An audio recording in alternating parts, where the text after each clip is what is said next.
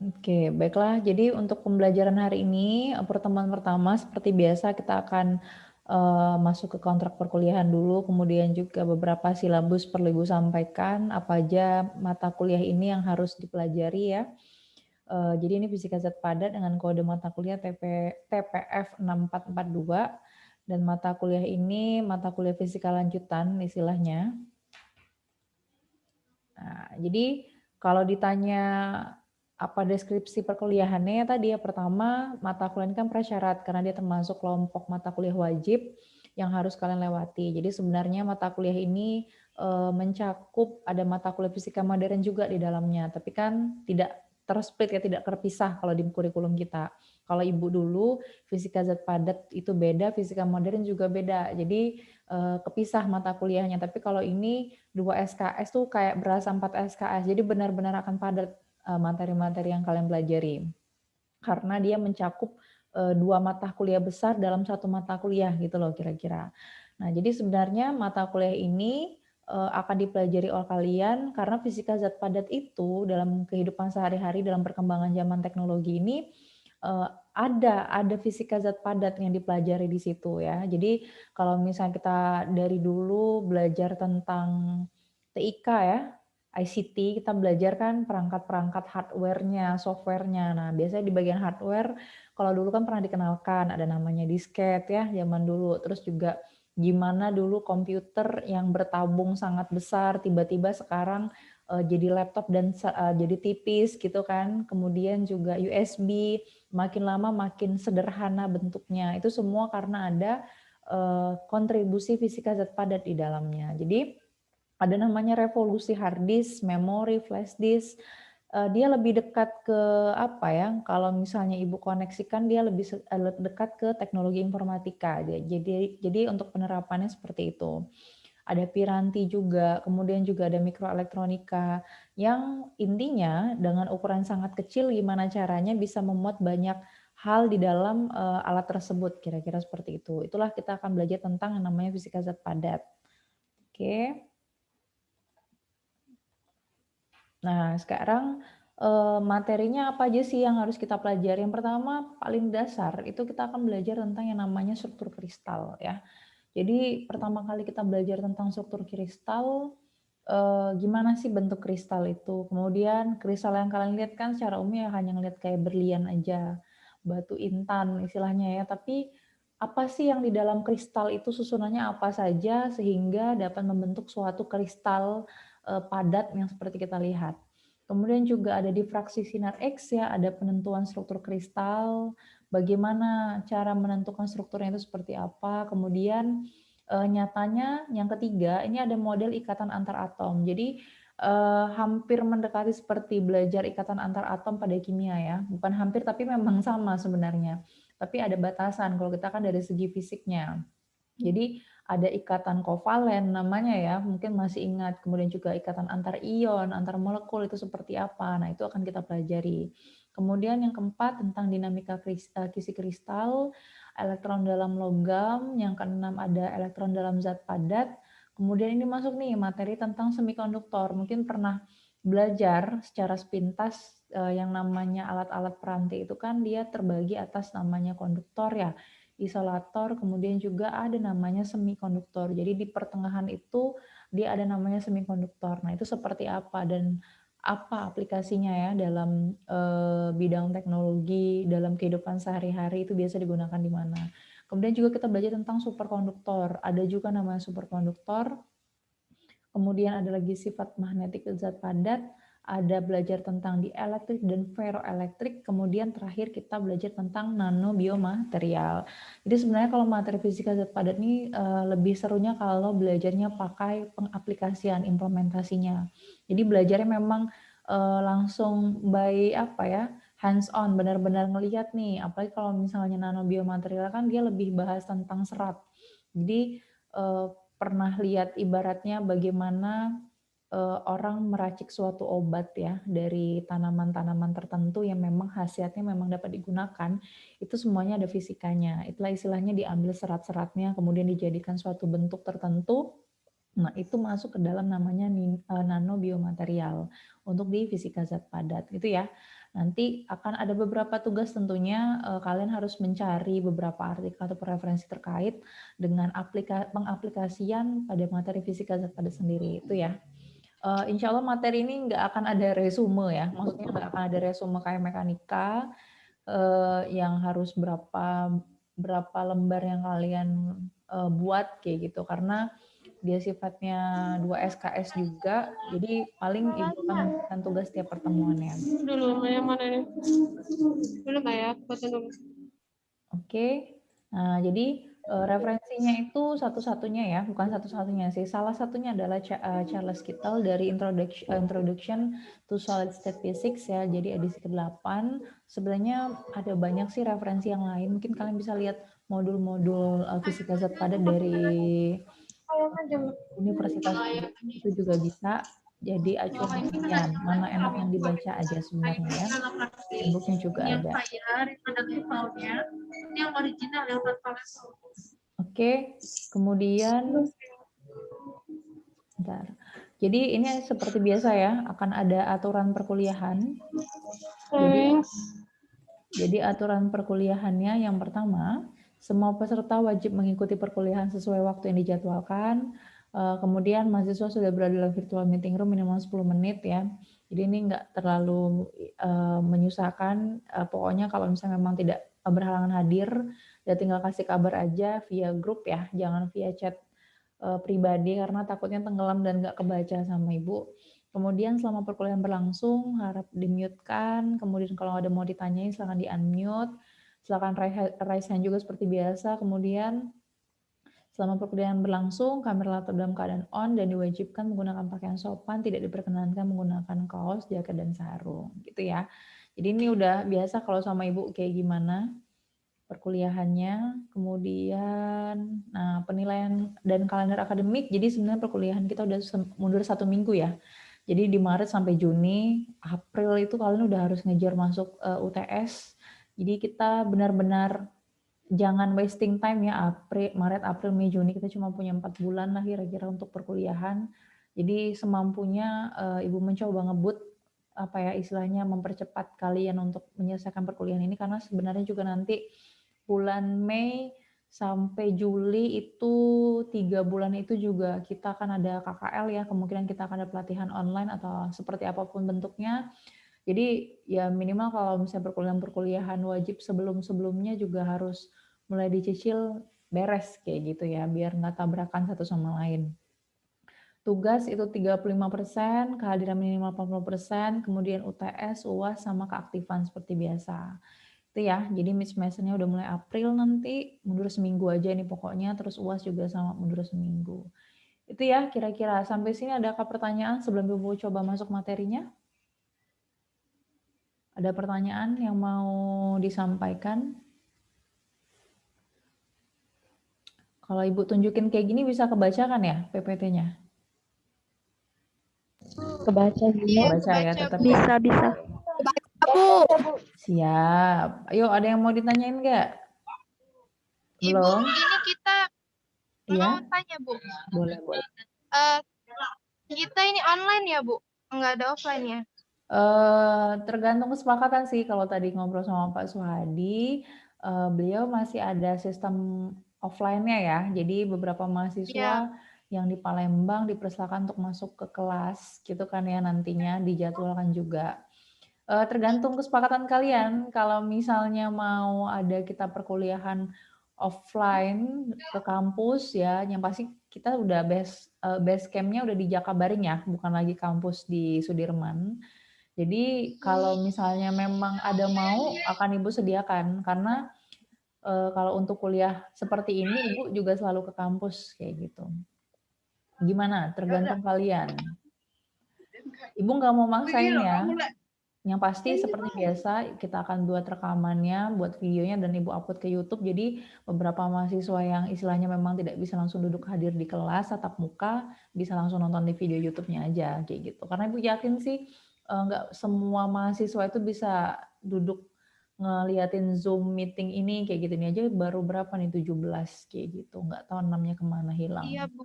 Iya. Kami izin Bu, kan ada yang KKN, jadi mungkin takut Mhm. nanti Iya, ada betul. gangguan sinyal, heeh.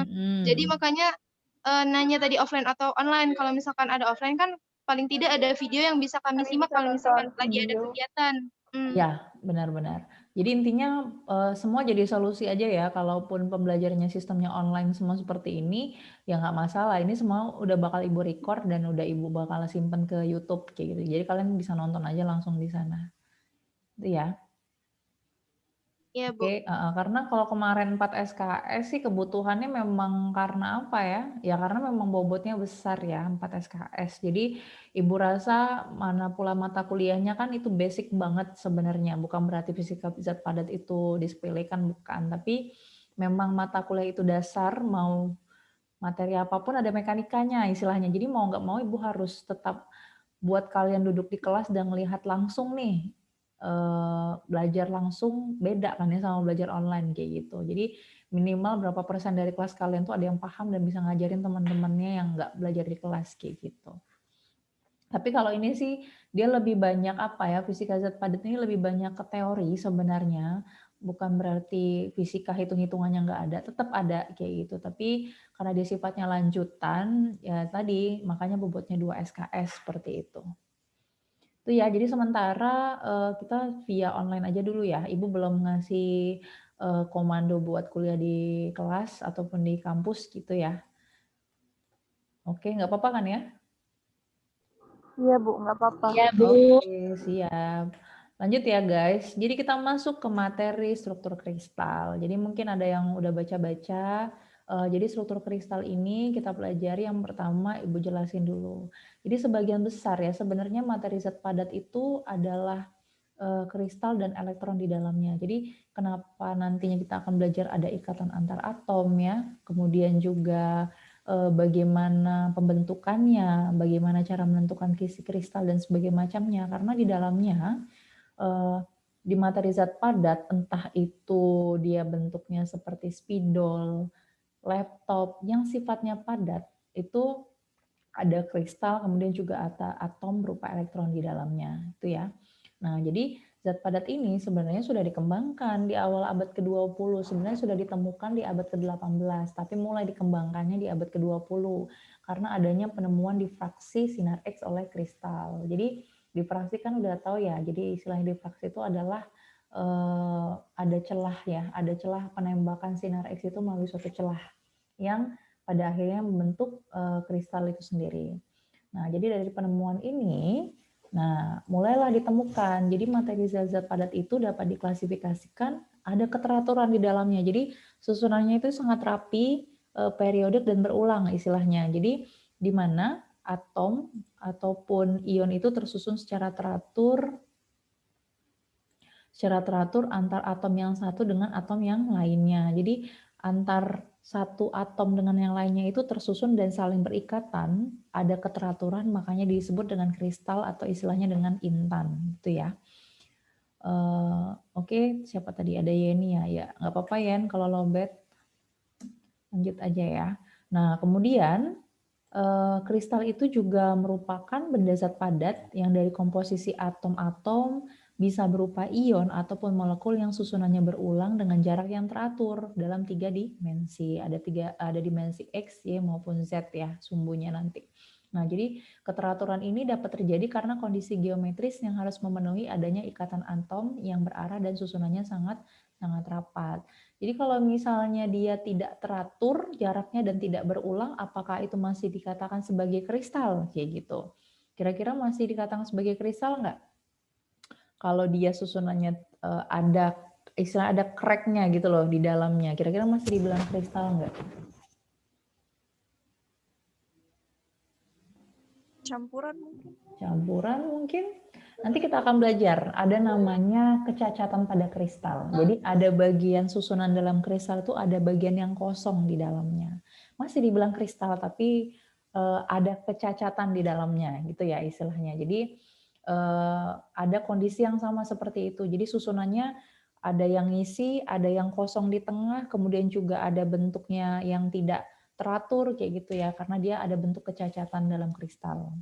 Nah, jadi kalau berdasarkan struktur atom penyusunnya, benda padat itu ada 3, ada namanya kristal tunggal atau monokristal, ada polikristal, dan juga ada namanya amorf ya. Kalau pernah dengar itu amorf.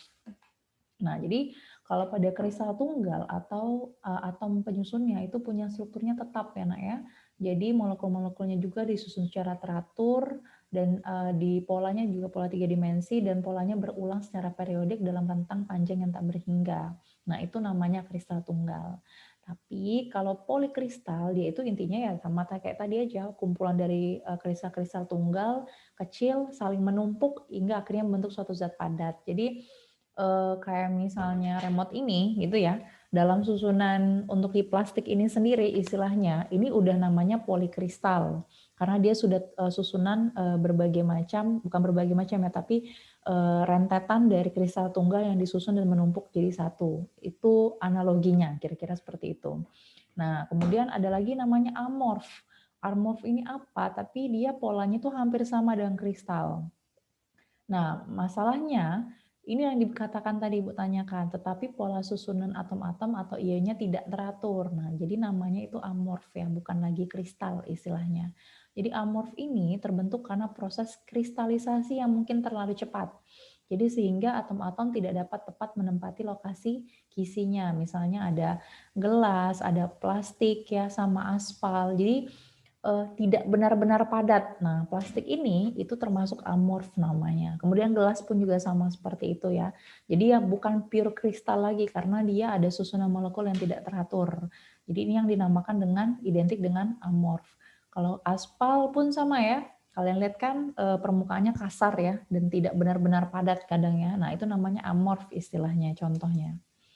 Nah, jadi ini nih kalau mau ngebedain. Jadi material silikon oksida atau SiO2 kalau dibedakan ada kristal sama amorf. Kalian bisa ngeliat lah gimana perbedaannya ya.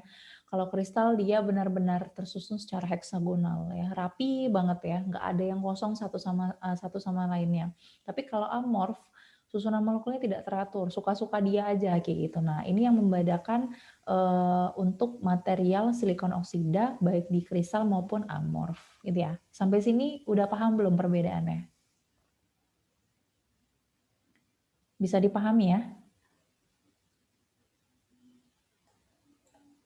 Oke, sip. Lanjut ya, kalau udah paham. Nah, jadi contoh lainnya yang paling gampang kalau misalnya kita analogin sama batu bata deh.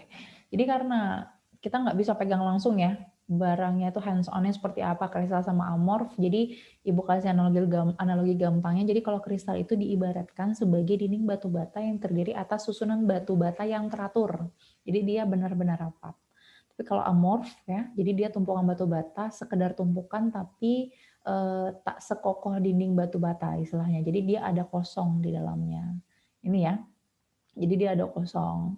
Apakah dia dapat dikatakan sebagai kristal yang cacat? Kayak gitu. Nanti kita akan lihat ya gimana. Apakah amorf ini juga termasuk kristal tapi kristal cacat? Nanti kita akan pelajari ke belakangnya. Tuh ya. Jadi kalau bisa dibedain udah gampang tuh. Nah, sekarang bentar. Oke, jadi kalau susunan khas atom kristal itu susunannya baru dinamakan dengan struktur kristal. Jadi struktur kristal itu di dalamnya ada namanya lattice ya bahasa Inggrisnya atau istilahnya kisinya dan kemudian ada sebuah basis. Jadi basis itu yang ditempelkan pada setiap kisi. Kalau misalnya kita gambarkan kisi itu sekatnya ya, tahu lah ya. Jadi bagian tiang-tiang apa ya secara vertikal maupun horizontal itu namanya kisi istilahnya. Jadi yang garis-garis ya tempat mau ditempelkan itu namanya kisinya. Nah, jadi wadahnya istilahnya. Jadi kalau misalnya isinya itu apa, nah itu namanya basis. Jadi apa yang ditempelkan seperti titik-titik ini, nah itu namanya basis loh nak. Itu ya. Jadi udah bisa dipahami ya, oh ternyata struktur kristal kalau digambarkan 2 dimensi kira-kira seperti ini nih. Ada kisis sama basis ya. Jadi kalau misalnya dalam vektor ya istilahnya, jadi kalau T, ada T di sini ya, dari basis satu ke basis yang lain, seperti ini namanya vektor translasi. Tahu ya kalau translasi kan dia untuk lintasan yang lurus. Jadi kalau ABC ada A, B, C gini ya. Nah ini namanya atom penyusun kristalnya, entah atom apapun itu, bisa silika, bisa oksigen atau apapun ya, pokoknya dia merupakan atom penyusun. Kemudian kalau antara A1 nanti ada A2, nah jarak-jarak ini namanya adalah jarak antar atom. Jadi kira-kira inilah gambaran 2 dimensi dari kristal itu sendiri. Yang gampangnya seperti ini. Nah, gimana nih kalau 3 dimensi? Nah, jadi kalau misalnya suatu sel satuan, ada juga namanya 3 buah sumbu yang merupakan kristal teratur yang berhubungan dengan atom atau ion yang sama. Jadi dia punya perpotongan, ada A, B, dan C. A ke C, ya, jadi dari sumbu A ke C, dia punya punya keterkaitan ataupun sudutnya itu sebesar beta. Kalau B ke C dia alfa, kalau A ke B dia gamma. Itu ya. Jadi pokoknya sudut-sudut itu pada masing-masing kristal itu harus sama. Kalau misalnya A ke C-nya 90, toh B ke C juga sama, harusnya juga sama 90 derajat. Makanya dia terbentuk suatu susunan kristal. Tapi nggak semua kristal loh bentuknya seperti itu. Jadi nanti kita akan belajar ada yang namanya heksagonal, ada tetragonal, ada lagi banyak macam-macamnya tentang dari kristal ini sendiri. Ternyata nggak selalu alfa, beta, gamma selalu 90 derajat kayak gitu.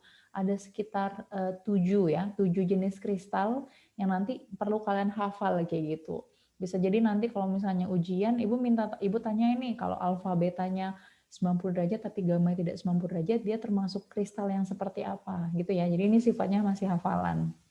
Nah, jadi geometri kristal dalam ruang 3 dimensi itu merupakan karakteristik kristal yang memiliki pola yang berbeda-beda. Tadi yang Ibu jelaskan ya.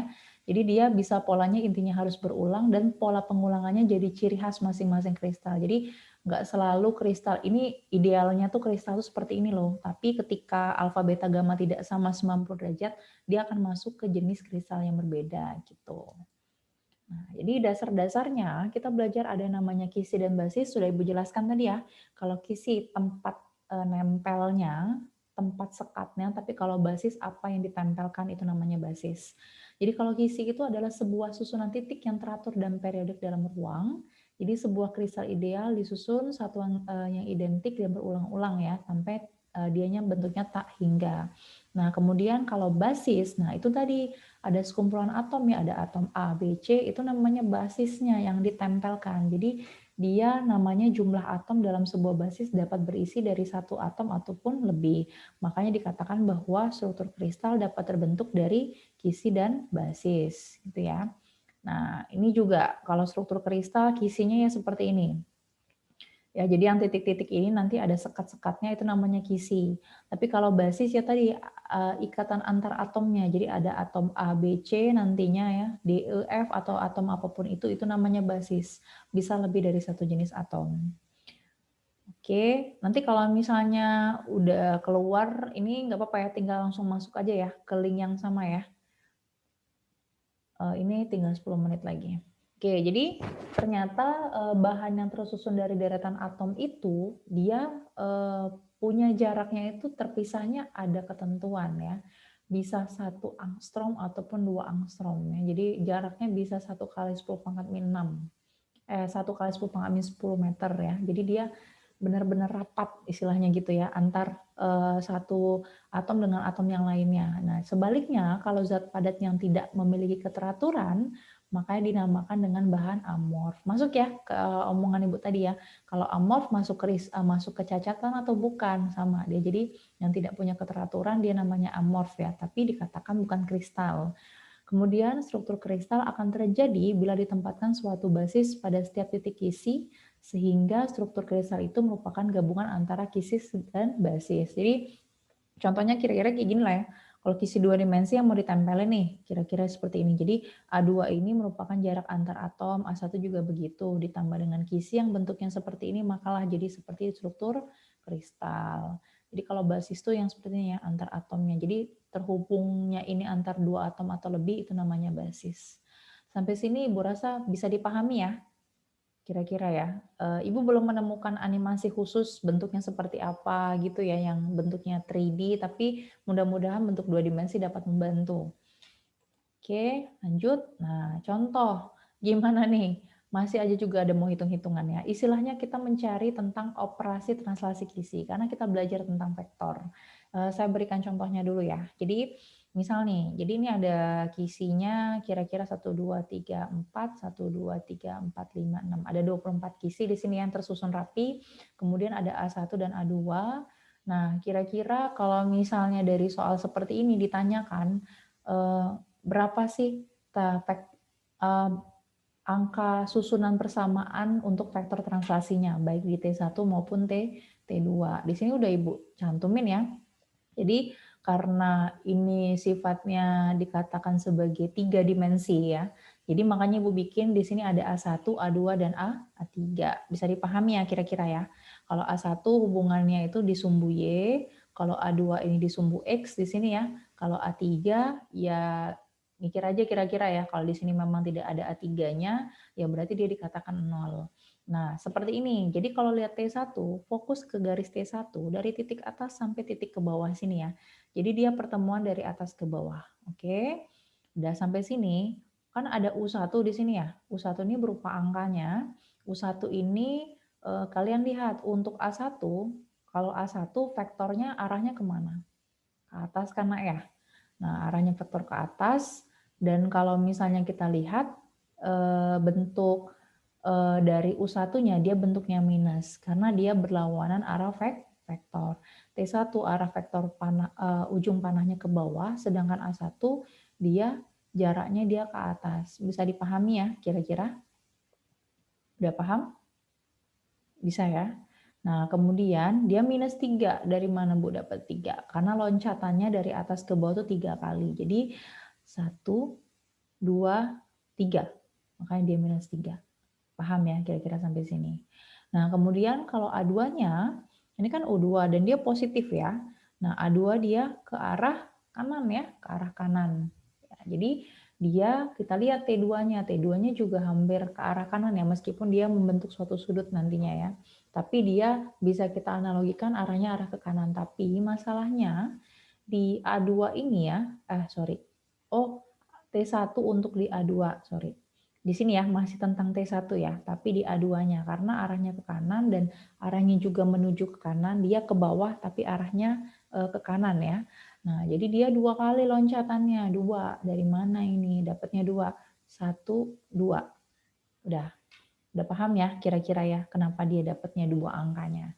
Udah sampai sini dapatnya 0 ya karena nggak ada jarak A3 di sini ya.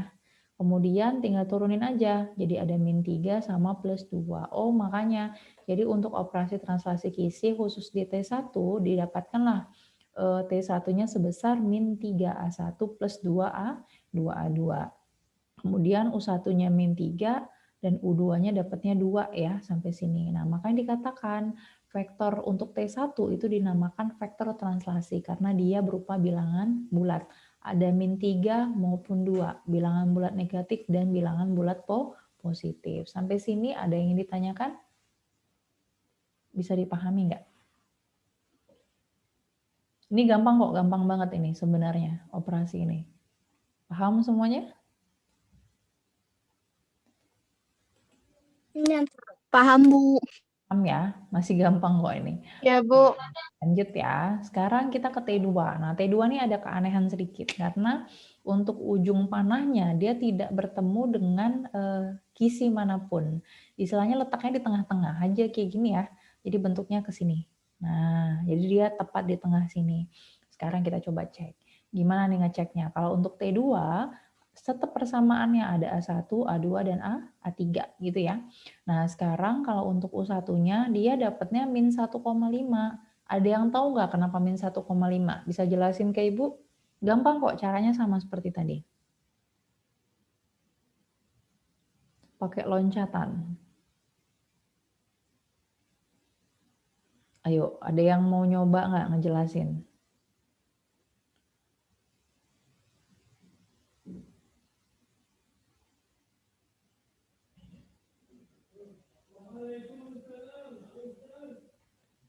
Ada yang mau jelasin?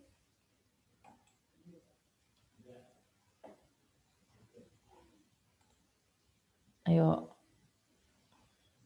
Ibu ya yang jelasin ya. Iya Bu, masih kurang paham. Masih kurang paham, siap. Coba kalau T2 ya. Kalau T2, kenapa dia U1-nya dapat minus 1,5? Lagi ya, karena untuk A1 arah vektornya kan ke atas, sedangkan T2 arah vektornya ke bawah, makanya tandanya minus. Udah paham ya? Nanti kalau dia sama-sama arahnya ke atas, berarti dia positif, udah gitu aja. Nah, kemudian 1,5. Kenapa Bu 1,5? Karena lancatannya sebesar 1,5. Jadi kan A1 kan di sumbu Y nih. Dia ngeloncat ini 1, gitu ya. 1 kali, kemudian, nah ini kan setengahnya nih di sini, 1,5. Makanya dia minus 1,5. Sampai sini paham nggak kira-kira? Paham Bu. Paham ya. Nah, kemudian di A2 pun Insya Allah. di U2 pun sama kayak gitu ya. Jadi kalau A2-nya seperti apa? Dia kan nggak benar-benar tepat di sini ya, nak ya. Nggak benar tepat di sini ya istilahnya ya, di kisi yang seperti ini. Ntar, Ibu harus coret-coret dulu nih kayaknya. Pointer option-nya. Oke.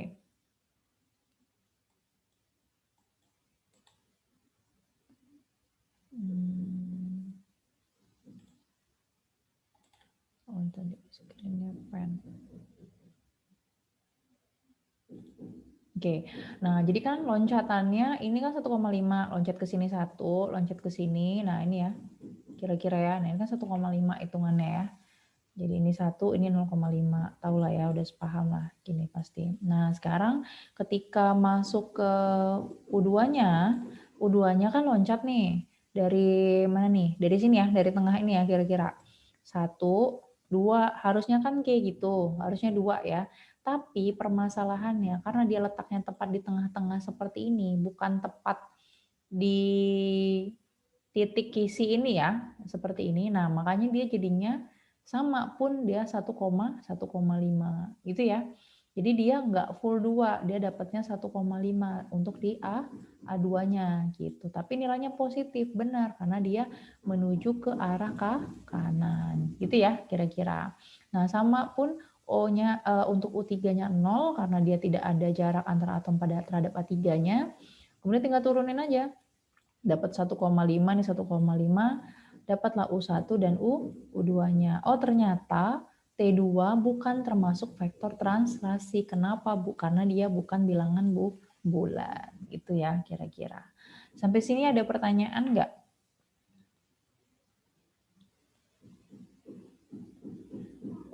Paham Bu. Ya, kira-kira sama ya. Belum, Bu. Yang mana yang belum paham? Yang mana yang belum paham?